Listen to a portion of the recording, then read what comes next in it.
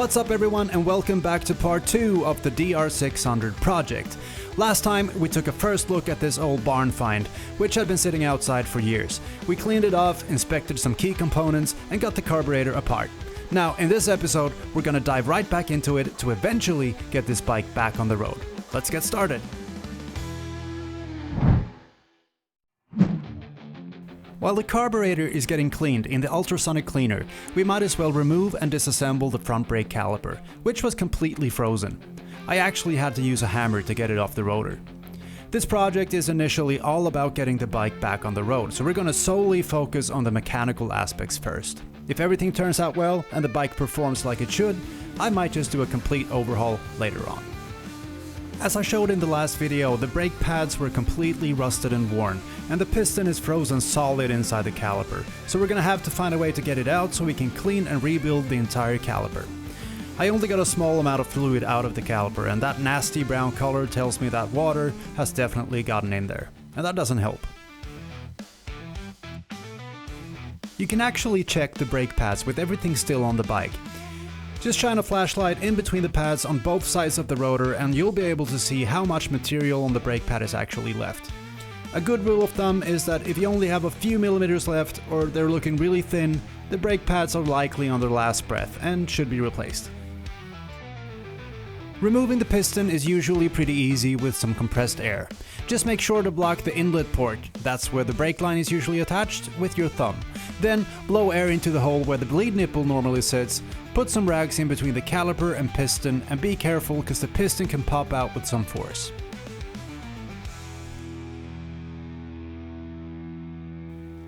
In my case, however, there was simply no luck with that technique. The piston had likely welded itself to the caliper due to all the water and years of neglect.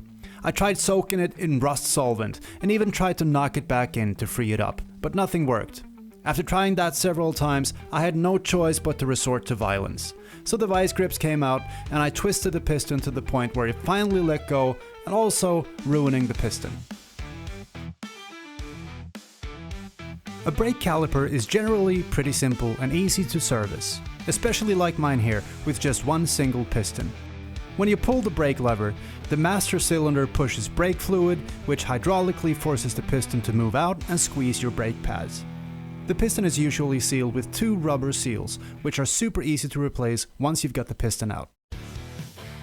This brake caliper is going to get a thorough cleaning. After that, it'll get a new piston, fresh seals, and new brake pads. And now that the caliper is getting cleaned up, it's a good time to check the condition of the cylinder. I bought this cheap inspection camera from Amazon, which lets me go right through the spark plug hole to get a good look at the cylinder walls. It wasn't easy to get a perfect angle, but it gives me a good idea of what's going on. At the bottom, we can see the top of the piston, and in this case it looks fairly clean and doesn't have much carbon buildup. On the cylinder walls, we're looking for deep scratches running up and down, the same direction the piston moves. And I'm happy with what I'm seeing here, and it's a good indication that the cylinder and piston have likely been replaced at some point, given the mileage on this bike. Another good sign that this bike should run. It's been a few days, but I finally got the carburetor cleaned and glass bead blasted. It looks great, but it still needs several hard to find parts to be in complete working order. I haven't made a final decision yet, but I'm seriously considering just buying a brand new carburetor for this bike. We'll see.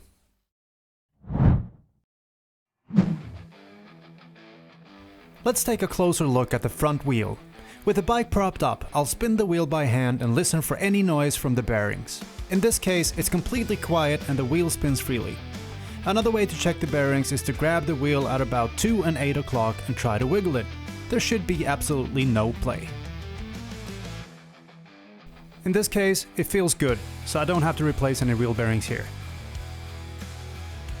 Another good idea is to check whether the wheel is balanced or not. On a touring or sport bike, an imbalance can result in annoying vibrations at certain speeds. On this bike, however, with these tires, a smaller imbalance would probably go unnoticed. But in any case, a simple way of checking is to rotate the wheel, stop it, and then let go. If it's perfectly balanced, it should stay right where you left it. In my case, the wheel wants to rotate back, which means I have an imbalance in the front wheel that will need some balancing weights installed to sort it out. We can also check if the wheel is true. A simple way to test this is to spin the wheel and hold your finger close to the rim. If you watch the gap between your finger and the rim, and sometimes even in the mirror image of your finger, and it pulsates or moves back and forth as the wheel spins, then you'll need to adjust your spokes to true the wheel.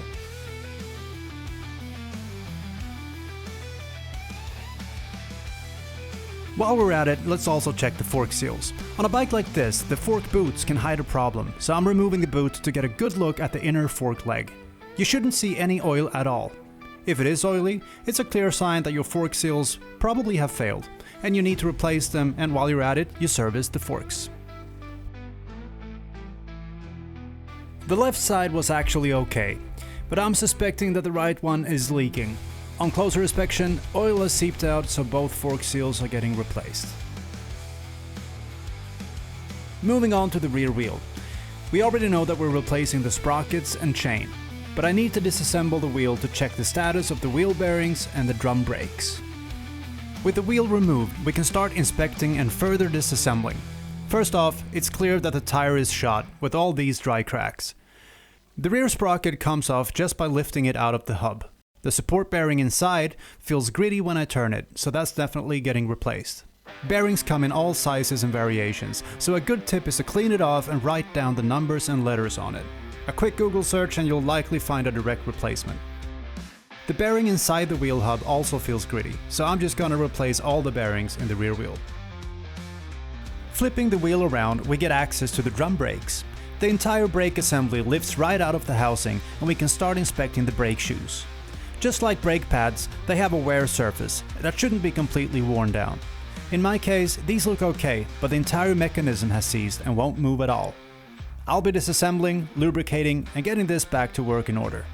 The brake shoes are also very inexpensive, so even though these look okay, I'm just gonna put a new set in while I'm at it.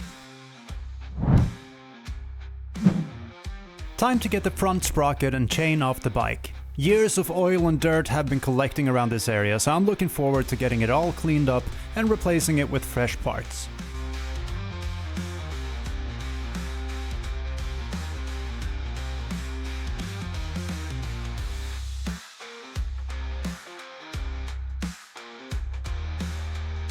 Remember that oil leak I mentioned in the first episode? Well, it looks like it was coming from the shifter seal.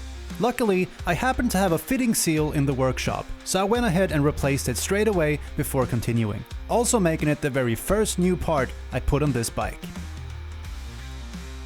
The seized throttle turned out to be caused by water getting in between the twist grip and the handlebars, creating rust that locked it up hard. Even though the plastic grip suffered a crack when I removed it, it'll work just fine now that I've polished the handlebars with some Scotch-Brite and added some fresh grease. On the other side of the handlebars, we had a similar problem where the clutch wouldn't operate at all. To get an idea if it was the clutch itself that was the problem, I put my trusty vice grips on the clutch release arm to test it. It moves and feels like it should, which tells me the problem is somewhere in the clutch cable, between the lever and the clutch arm. And after removing the clutch cable from the bike, it was clear that the problem was the cable had rusted and wasn't moving at all, so I'll need to order a new one.